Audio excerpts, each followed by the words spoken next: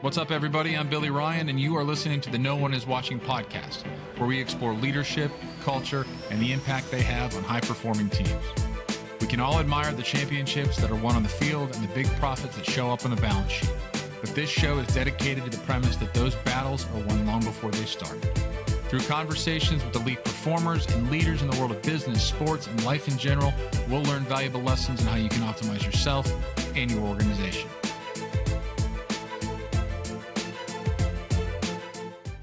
Today, we're joined by retired Navy Rear Admiral Marsha "Marty" Evans. Over her remarkably unique career, Marty not only was one of a handful of women to reach the rank of Rear Admiral, she was also the first woman to command a U.S. naval station and was the highest-ranking woman in the Navy when she retired in 1998. After her retirement from the military, Marty's incredible run as a leader continued in the civilian world, as she became the executive director of the Girl Scouts of America, then served as president and CEO of the American Red Cross, followed by a stint as the interim commissioner of the LPGA. Marty shares some incredible stories, which include her experiences leading in moments of intense crisis. She talks about the importance of mentorship and the unique challenges facing leaders, mentors in our country at large. Well, Marty, it's great to see you. Thank you so much for taking the time. I'm excited to chat today. Good to see you, Billy. So you have such a remarkable story, a remarkable career. I was thinking about this and I'm like, I don't even really know where to start because there's so much to dive into, but I'd love to really just sort of start at the top, so to speak, and tell me about sort of your younger years, maybe the high school, college age. I know you studied diplomacy and world affairs in college, and then you went on and you got your master's in law and diplomacy. So you clearly had big ambitions. What did you want to be when you grew up? I remember the first time somebody asked me that question, I think, in elementary school, and I said I wanted to be an archaeologist. And frankly, I had no idea. I had read a book or something and picked that up. But I knew I wanted to be something, do something. And I was very fortunate in high school. I had wonderful teachers who took a really strong interest in not only teaching their specific subjects, but also nurturing the goals and the dreams of young people, and in particular, a librarian. And as a sophomore in high school, I volunteered and sort of had a part-time job. And this wonderful librarian, Mrs. Rankin, really took me under her wing. And she shared with me the idea that I could be anything or do anything I wanted to do. And then in high school, in my senior year, my parents moved away, and that's always a trauma for a senior in high school to change schools. So they said if I could find a teacher who would take me in as a boarder, I could stay in my Southern California high school. And I was extremely fortunate. Mrs. Dower was my senior English teacher. She taught honors English. And she invited me to live with her family, and it was life-changing.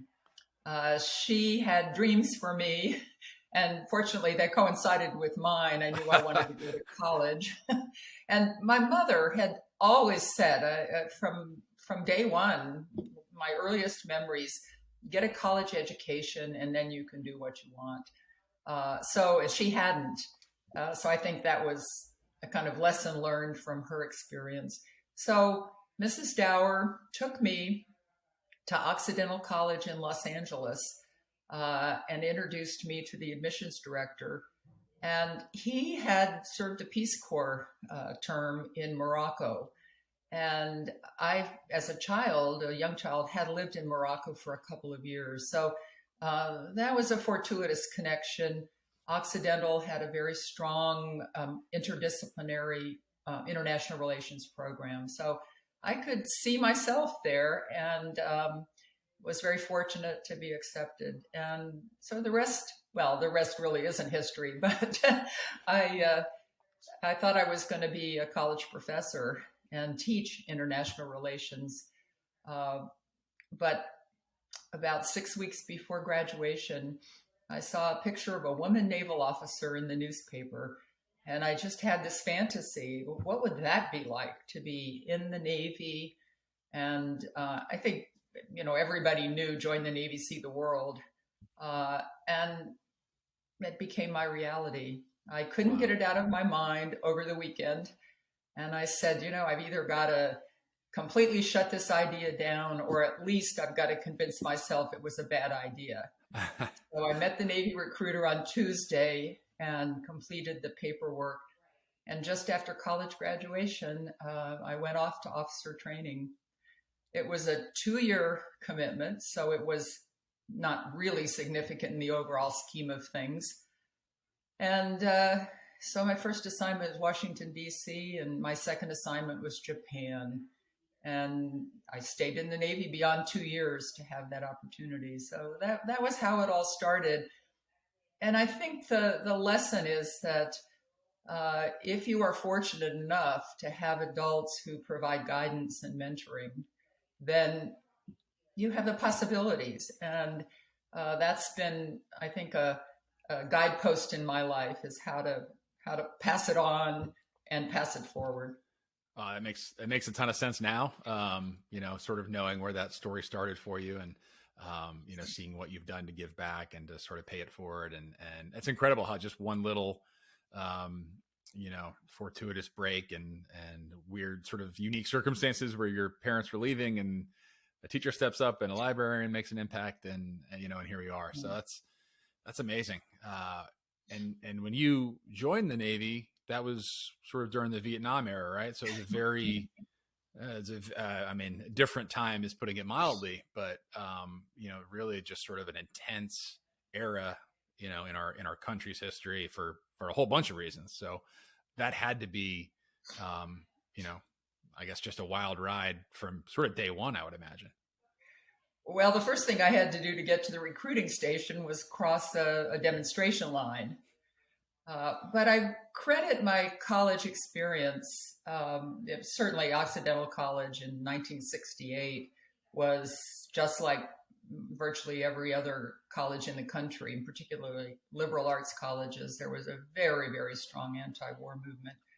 But the benefit of that liberal education, I think, was the ability to think through issues. And despite the fact that I accepted the demonstrations, the anti-war attitudes, I was taught to think for myself. And I always felt, as I took government courses, political science courses, history courses, that one of the strengths of the country was the fact that people would defend the country, the whole notion of citizen soldier. And so I thought, somebody should be stepping up, and I could see myself doing that. And it took a long time. I mean, it took years and years before people at my college came back to me and said, we were wrong in opposing what you did. So it was a little lonely at the beginning. And I can say in my class of probably 375 people, I was the only one who volunteered to serve. The draft was still going on, so my classmates who went in the military did not volunteer.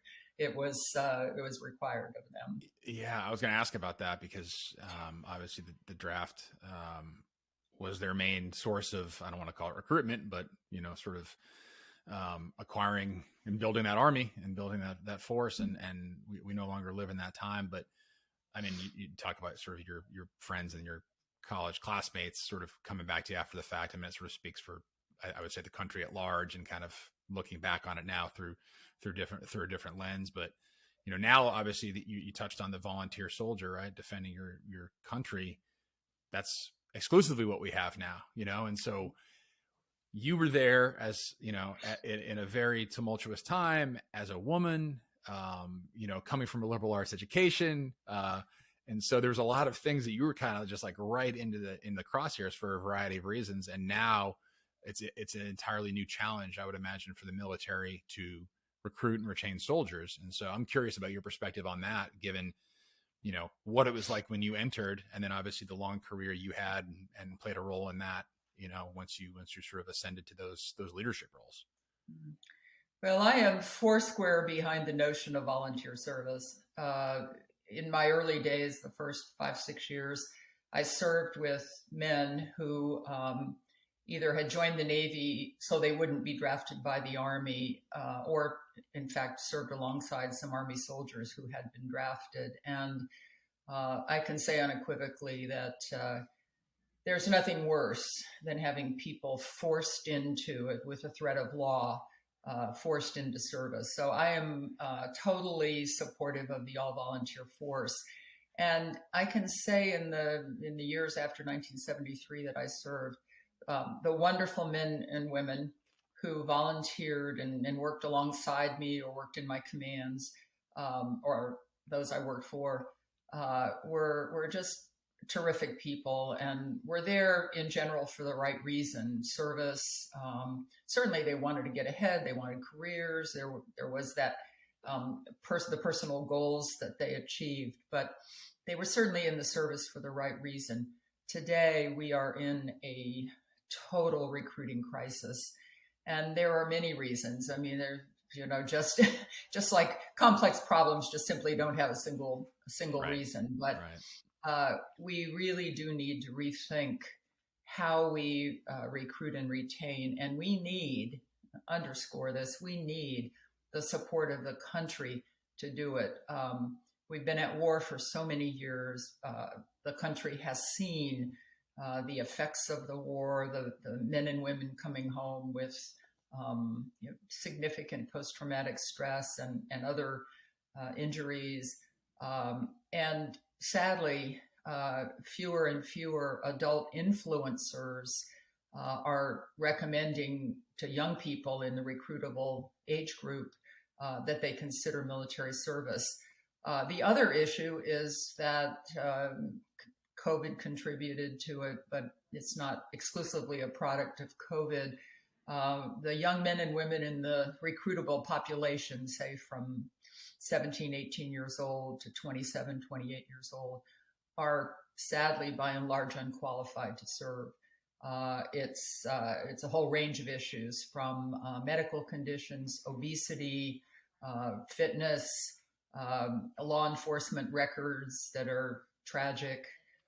So those people who in past years would have been recruitable and would have sought out the opportunities in the military are turned away because they just don't meet the standards. And I think we have to somehow reconcile that. And the answer is not lowering the standards. We need men and women who are or can become fit. We need them who are high school diploma graduates, proving that they can sit in the seat and get that diploma and be prepared for high-tech advanced training, leadership roles. So we've got to, as a country, we've got to take a close look at this and fix the problem. And we need to fix it right away because the time is of the essence. Yeah, it's really interesting. I hadn't thought about it from that perspective. I definitely had thought about it from a pure recruitment standpoint, where the sell is a little harder these days just because of sort of the societal and cultural changes. You have to meet people where they are, and that sense of sort of duty and service and sacrifice is not what it was at one point. So that's a huge hurdle in and of itself, but I hadn't thought about it from the other standpoint, where there's just a lack of, the pool of qualified candidates has shrunk so much for all the reasons you touched on, and I'm sure others. And yeah, that's scary. That's scary to think about. And it's I have some good friends who have served in a variety of forces, and it just, I'm in awe of them, and I think that and you certainly fall into that category as well because of the sacrifice that entails. And I think if you're not just predisposed and wired that way, to serve the greater good, and I do think personally that people want to be a part of something bigger than themselves, and I just think that is sort of hardwired into our DNA. I just think we need to make serving and sort of in the military a more viable option for them, because I do think people are seeking that, and rather than doing it in a social media chat room or in a gang or on a sports team or whatever, certainly a more productive arena to pursue would be the military. So that's an interesting predicament, I guess, we're in from that perspective. Billy, there's another aspect of it too. For a number of reasons, recruiters are not being allowed to come on high school campuses, or if they are allowed, it's once a year or something like that. So, one of the challenges is that young people don't know about the opportunities. When did that They start? don't know that they can serve for 4 years, uh, get excellent technical training, technical education. They can get the GI Bill college benefits. So when they leave the military, they not only, in many cases, get some college credits for what they've studied in the military, but they also have access to pretty generous dollars to support their educational goals. So the young people are operating often in a vacuum. They just don't know because they haven't had access to reliable information about the opportunities and the benefits of serving in the military. That's I didn't even realize that, to be honest with you. It's obviously an intentional move. I don't know by whom or why. I mean, it's sort of like an anti-military sentiment, presumably to promote sort of higher education right out of high school, I would imagine. And I thought a lot about it. Both my parents were school teachers, and I went to a liberal arts college as well, and so that was always a big part of my life. But it's different now. There are options that are out there now. A lot of it because of technology. I think COVID shifted that for a lot of people and made them reevaluate what sort of the definition of an education or higher education or however you want to qualify that. And it's been interesting to kind of watch it. And I'm curious to see how the next few years play out, because that to me feels like, if you can sideline all of some of the other issues you talked about that came from COVID as they affect the military, but it seems like an opportunity for the military to provide an alternative path that people may be more open-minded to now than, for like when I was growing up, it was college or bust, right? And that was it. And there, from my perspective, I didn't, to your point about high school kids, didn't really, I mean, yeah, I could have joined the military. I knew that was an option, but that was sort of it. I didn't really know what else was out there. And I think people are more open-minded to what else may be out there. So who knows, maybe that is an opportunity that can be seized, and some doors can be open for people that might be very well suited for that life.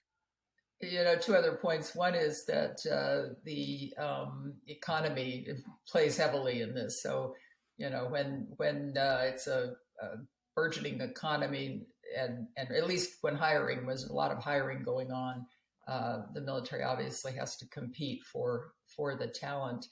The other thing that I think people don't talk about, but a young person who joins the military out of high school serves 3-4 years, whatever the commitment is, and there are different commitments depending on the circumstances. When they finish at 21, 22, they're different people. They have much clearer ideas of the direction they want their lives to take. They are often just more highly motivated, particularly if they go into an academic setting. They have goals, they're more concrete, and they tend to stick with it. And I spent a couple of years as the chief recruiter for the Navy. This is back in the 90s. And I used to talk to the most successful recruiters, and they would tell me that the best recruiting time was at winter break, at holiday break, December, January timeframe, because the number of young people would have been to college. They get there and they're not sure why they're there. They don't know what they really want to study. They haven't figured it out. And they find the opportunities in the military at that time excellent. So that just reinforces in my mind that spending a couple of years doing something and then reevaluating your goals is not a bad thing. And that actually happened to me. I mentioned I wanted to be a college professor, but after I was in the Navy for a couple of years, had been stationed in Japan, had the experience there of living in Tokyo, coming back to Washington for an assignment, working at the White House. I really didn't want to be a college professor anymore. I wanted to be with college professors and gain knowledge. I certainly wanted to go to graduate school, and the Navy sent me to graduate school. But my life course had changed. the onward path was a little bit different after I had spent a couple of years out in the workforce.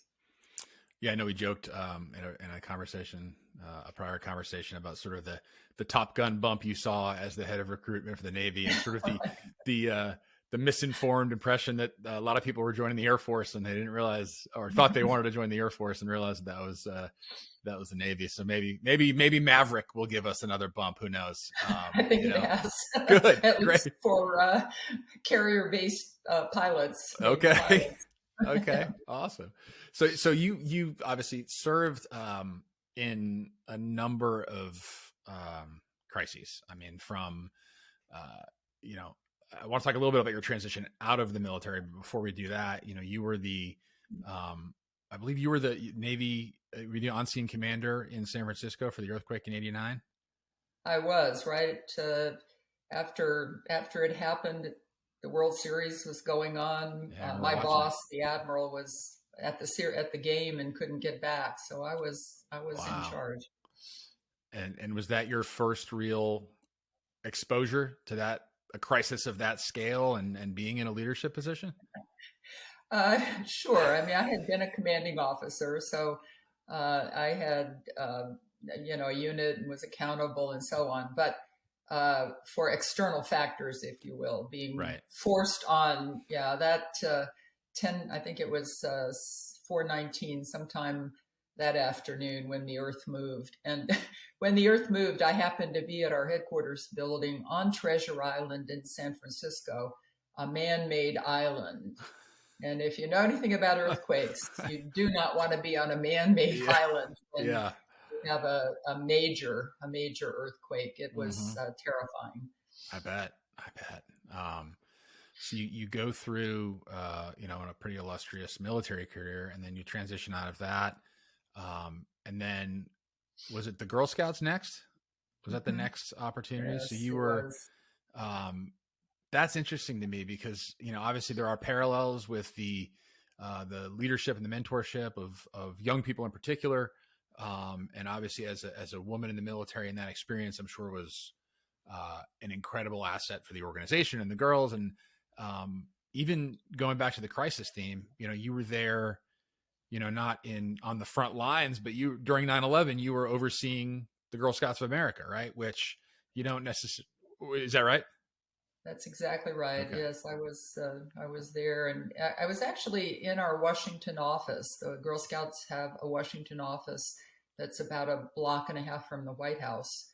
So when the crisis happened, when the attacks happened, we didn't know, and we were just part of the general public. We didn't know, if they were going to attack the White House, and when that plane flew into the Pentagon. So it was scary close. And my office in New York City at the headquarters happened to look on the World Trade Center. So we were connected with it in a way that was pretty uncomfortable. Yeah, I'm sure you just defaulted back and put your military hat on pretty quickly, at least in your own head. And then, sort of the aftermath of that. We hear the immediate sort of thought goes to the crisis, the first responders, and everybody that's involved in it, rightly so. But the aftermath of that, as someone who's leading an organization of young people, and their world has forever been changed, and dealing with that trauma and what it all means. That had to be a huge burden and a really unique challenge for you, where it's probably a little bit more, sort of therapist and EQ oriented than just sort of, rallying the troops and leading them in a military crisis. Can you tell me a little bit about that experience? Well, the first thought on my mind was the Girl Scout family. So being in New York, we had the potential of family members who were impacted by the attacks, and Washington, D.C. as well. So that was the first issue, was just making sure that any of the extended family of the staff and the volunteers that, we knew and could offer whatever support. And it was, was one of those things that all of a sudden no matter where you were in Washington, New York, you were concerned about evacuating buildings. So we kind of the crisis just was all encompassing. But then, as we reflected on the Girl Scout program, we were very concerned about what support we could provide, and we knew that Girl Scout troops, that even more important than before, that girls have a healthy way to connect with other people, caring adults, and continue on and get through this, because it obviously was such a trauma for the entire country. Yeah, I imagine. I actually thought about this, not directly related to the Girl Scouts. I guess it was a Cub Scout. I never made it to Boy Scout. When I was little, I would do the Cub Scout thing. And I thought about this yesterday with the tragedy in Nashville with the school shooting. And my wife and I were talking just how, just how frequent these things are seemingly now. And it's tragic. And it's obviously to your point earlier, a very complicated issue. But it gets back to an earlier point I made about people wanting to be a part of something and have that support, and not everybody gets that at home. And the Girl Scouts are an incredible example of an organization that can provide that and be that support structure for some people who may desperately need it. And I just get off my soapbox, but it's the world needs a little bit more of that type of organization, whether it's the Girl Scouts, Boy Scouts, or anything in the same genre of just having sort of a positive place, the YMCA, right? A positive place for young people to sort of be. And I mean, you springboarded from some positive influences early in your life that weren't in your family. And so, it's just, it stuck with me. And as we're sitting here talking about the Girl Scouts, it seems like an excellent example of that type of environment for young people. Well, it is. And one of the things we tried very hard was to figure out who wasn't in Girl Scouts yet. And so we looked at zip codes and participation and availability of Girl Scout troops. And not surprising, the extreme rural areas as well as the deep inner city areas, those both had percent less per 100 girls, for example, participation. So what could we do to change that? And certainly with tele capability now, that opens opportunities for girls to connect. But one of the programs I was proudest of was Girl Scouting Beyond Bars. And that was a program that we established working with women's prisons, because certainly a girl whose mother or grandmother is in a prison is not available to support a Girl Scout troop or Right. be a volunteer with Girl Scouts. So we actually took Girl Scouts to the prisons, and the mothers and the grandmothers that were incarcerated became the Girl Scout leaders. And it was in a number Wow. of prisons around the country. And we partnered with some other service organizations like Rotary to get the girls there. And typically twice a month, the girls would come and they would do activities, just a typical Girl Scout troop meeting with their moms and or grandmothers, whoever was the person in prison. And it had, it was a miracle, really. The participation by the inmates was totally based on their behavior records. So we not only had girls that were excited to see and be with their moms, but we also had mothers who were model prisoners. And for me, one of the highlights of my time at Girl Scouts was meeting a woman who had been incarcerated, finished her term, and then became a Girl Scout volunteer out in her community. So Somebody's got to make that movie. That's incredible. It's not only the girls who benefit, but in Yeah. many cases, it's the adult volunteers. And so, we just need more programs to figure out how to reach girls in their settings, and then how to help them. Another program that we had was through the good offices of some women senators, Barbara Mikulski, Kay Bailey Hutchison at the time.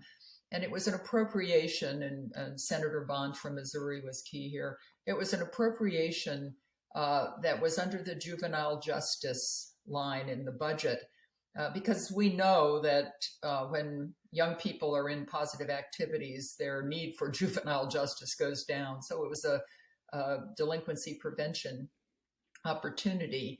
And it funded more Girl Scout staff members who could go into the inner cities, recruit not only the girls for Girl Scout troops, but recruit the moms and the grandmothers and train them to be Girl Scout leaders. And then over time, hand off the whole program to the women, to the adult volunteers. And that is a very successful program. Just, you needed some catalyst to get the program started. And as many things, it took some more money to do it, but it was money in the federal budget that was extremely well spent.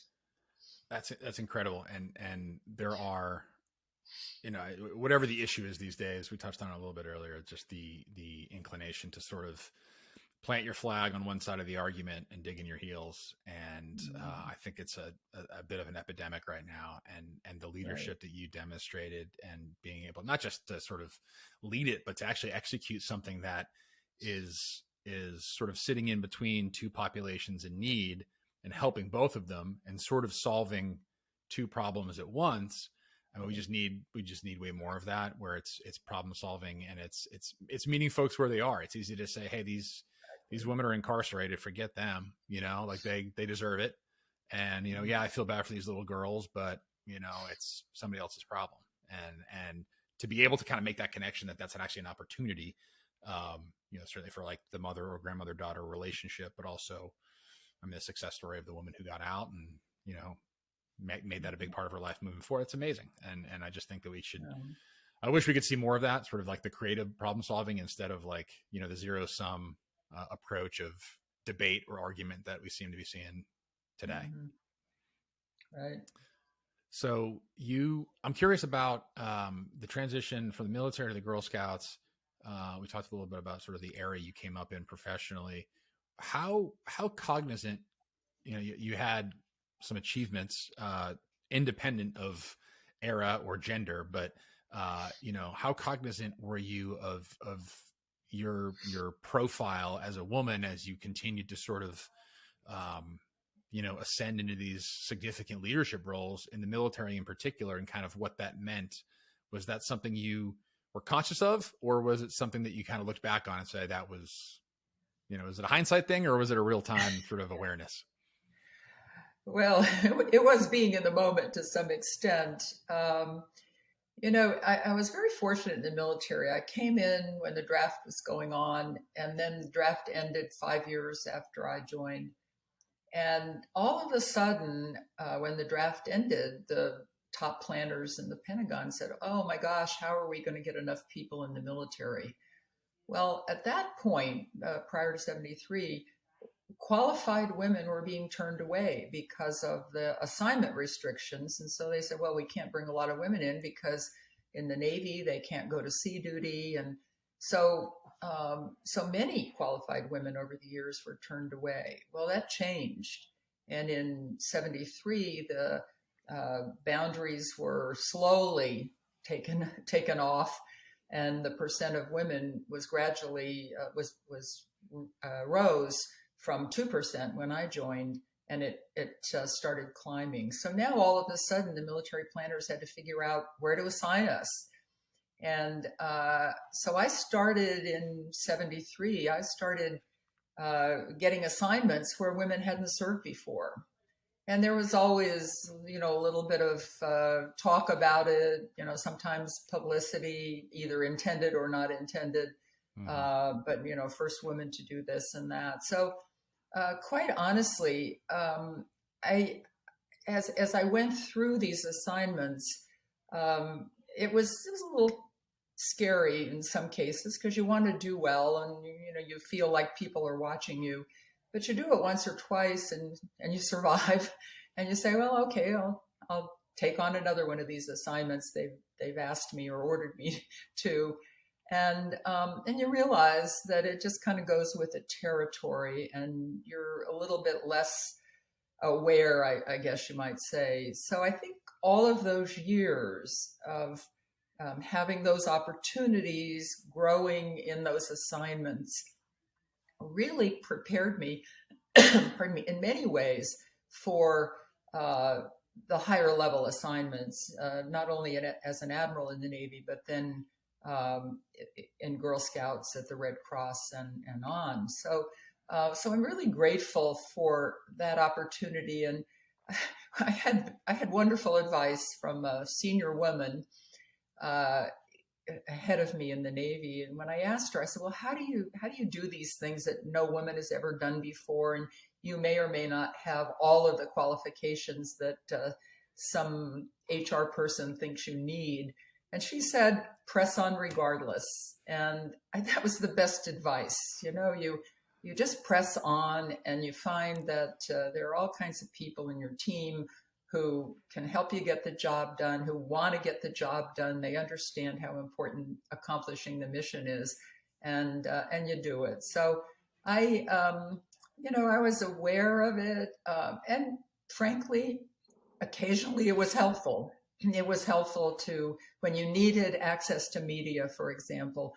It was helpful to be able to offer the TV station or the radio show the opportunity to talk with a woman in the Navy. Right. Yeah.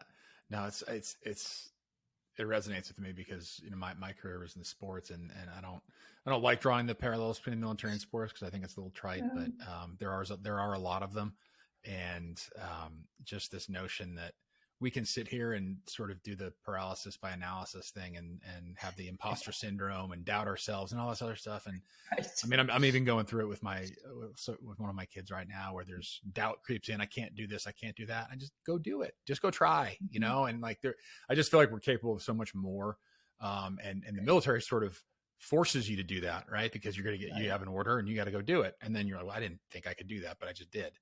And sports are similar, where you face with something that I don't think I can win this, or I don't know if I can do that. And the next thing you know, you're on the other side of it. And so I don't think there's any replacement for that from like a professional or personal development standpoint of the actual doing of the task, right? And the checking that box.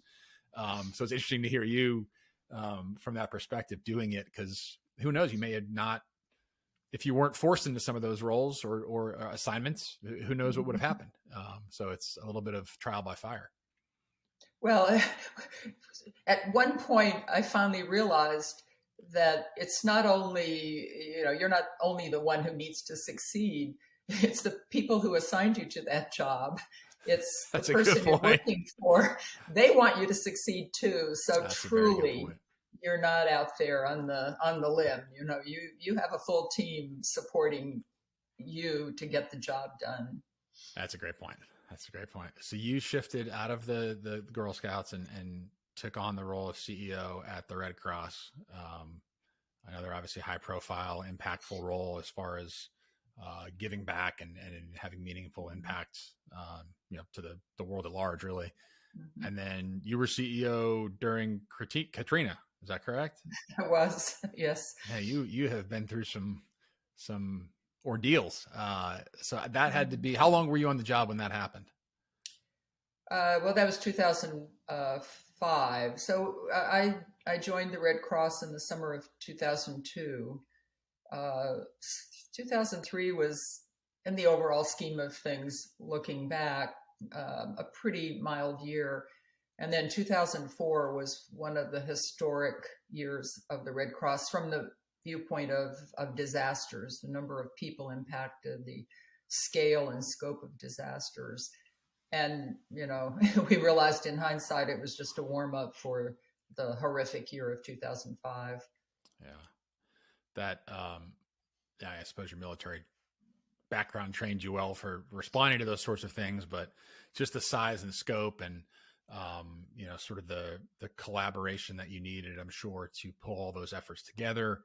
And Katrina in particular obviously got a lot of attention, for obvious reasons, and then a lot of criticisms in the world that we live in. Everybody's going to sort of armchair quarterback who did what and why. And, again, there's the element of just doing and executing, and, you're never going to be perfect with that sort of thing, but just starting to do something to help a whole bunch of people.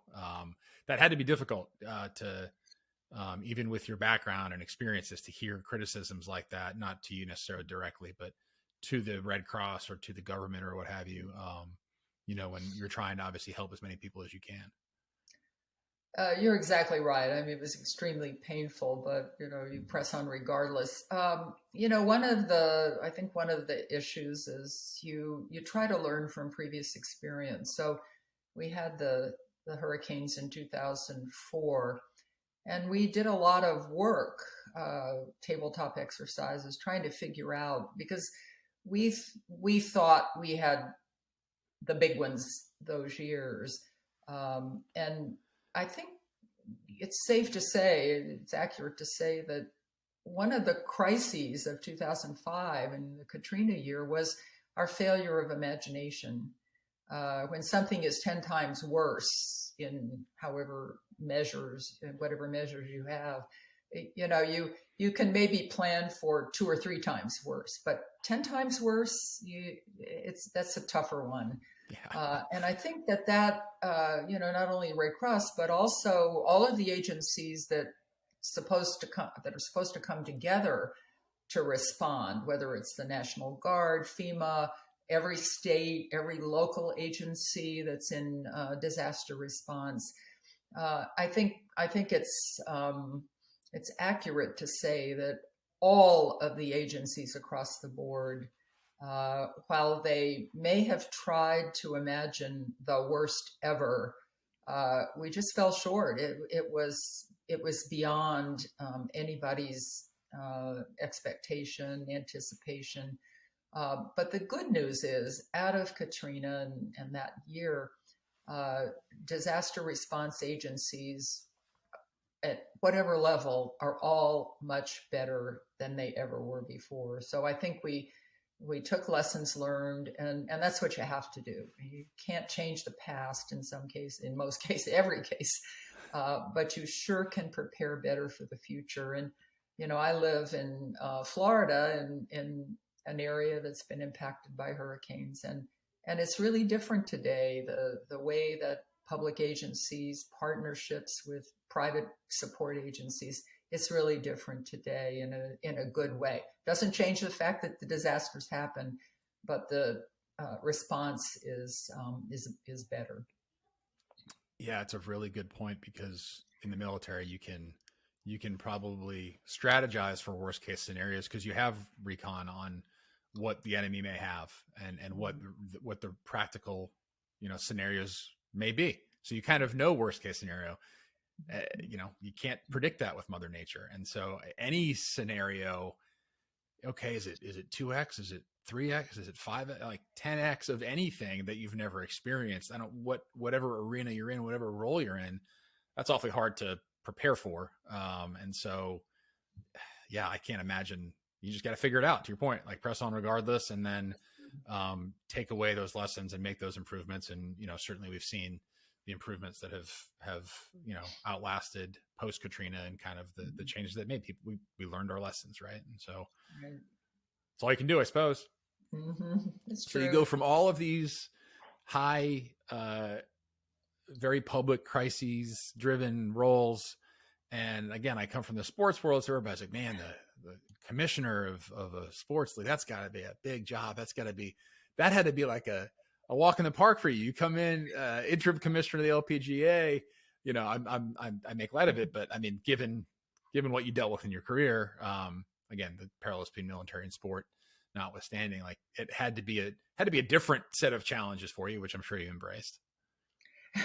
It was a different set of challenges, and it came after I had quote unquote retired from full-time work. So I was, asked to take on this role. And one of the things when I was in Girl Scouts that I supported strongly was getting more girls involved in sports. And out of that effort came a partnership with the LPGA. And I had not been a golfer, so I didn't really appreciate. I knew that women golfers, women athletes had spectacular qualifications and characteristics that I thought were important for girls to be exposed to and, have the opportunity to emulate. And I started going to golf tournaments. My husband and I just found that was great fun to go on the weekend to the professional tournaments, and then was asked to be on an advisory board because I was kind of the ultimate fan. And that led to being on the board of the LPGA, and then asked to take over that role on an interim basis. I can say unequivocally, it was the most fun job. I mean, going to a golf course for work. And I've talked to golf pros and, the serious business of golf, but it is really fun. Yeah. And for my capstone work, work job, it was a great one. But I will tell you, it was an extraordinary experience to be with these young women who are putting their heart and soul and effort into having success on the tour was thrilling to me. I just marveled at what they were doing and how hard they worked and their discipline, the reflection of the core values of golf: character, integrity, perseverance, respect for others, all of those things I just saw on a daily basis. And that was really, really fun. And I'll tell you, at the end of my time, which was about 7 months, I was given golf lessons. If you want a wonderful pursuit in retirement, I highly recommend golf. It's a great sport. I love to watch it, but even more so, I love to be out on the course. It seems like a nice parting gift after you go in the league for a while. But it's interesting, at least from the outside looking in, it seems golf in particular being an individual sport and just the way it's structured different from what I'm more familiar with leagues and teams and organizations. These women are one person entities, right? They are their own sort of organization. And so what was that dynamic for you? Like, did that stand out to you coming from a very sort of team driven environments in the past? Well, yes and no. Certainly the individuality, if you will, of it, and that, for me as a wannabe golfer, understanding the body mind connection and how important not only the skills, the motor skills, but also the mental toughness and attitude. It was so insightful to talk to the young women about how they managed to pull it all together and, do well on the tour. But it's also a team effort. I mean, to have a successful ladies professional golf association is a full team effort. And the staff was first rate. I mean, a number of the staff members were themselves professional golfers, and then they moved over to the management side of it, and some others were not. But it's full team. I mean, everything from the pure business side of it, the financial side, to the media side, the legal issues involved, especially in this era. It's a full team, and then the players themselves are supported by teams. And there's great camaraderie. I mean, they're competitors, but there's great camaraderie among the women on the tour, supporting each other. And what I especially loved were these are young women, some of them having children, the children coming with them as they played. That was so much fun. It was a family effort in some cases. Parents came out. So it was just thrilling to be part of that. That's great. Yeah, I just recently watched the Netflix series on the PGA Tour, and I thought they did a good job of sort of doing exactly that, humanizing and personalizing the stories and seeing a little bit about behind the scenes stuff. So that was cool. We've talked about your vantage point now on military and sort of the recruitment efforts and the challenges that lie ahead. You've talked about the Girl Scouts, you've talked about the Red Cross. I mean, where, if you could, given the diversity of sort of your experience, if you could see one thing or sort of give one piece of advice to either young people themselves or those who are in a position to be impactful to develop future leaders, what would that be? Press on regardless, of course, is one of the hallmark pieces of advice I give. But what I take away from my work today with young people, I just was with a 7th grader who's in first T and talking with her about her goals. She actually wants to be a Navy pilot, so I was pretty excited. Awesome. And talking with young women, particularly through the first T, what impresses me is they have the potential. It's there. They have character. They understand the importance of things like integrity. They understand the importance of having goals, of working hard. And I think we just have to support young people and help them through the little hiccups, the little rough spots, but help them keep their eye on the prize. And maybe it's not a discrete goal, like I want to go to the Naval Academy and become a Navy pilot, but it's I want to have my life have meaning. I want to be able to give back and support those positive goals that young people have. It's so important for our society, but I would also say that it's one of the richest experiences in my life, working with young people as a mentor. That's amazing. Yeah, that's saying something given the things that you've done over your career. So, Marty, this has been a ton of fun. I really appreciate your time. It's been a lot of fun catching up, and just thanks for joining. Well, Billy, I've enjoyed it, but someday I want to turn the tables and ask you those same questions. Anytime. Happy to. Thanks, Marty.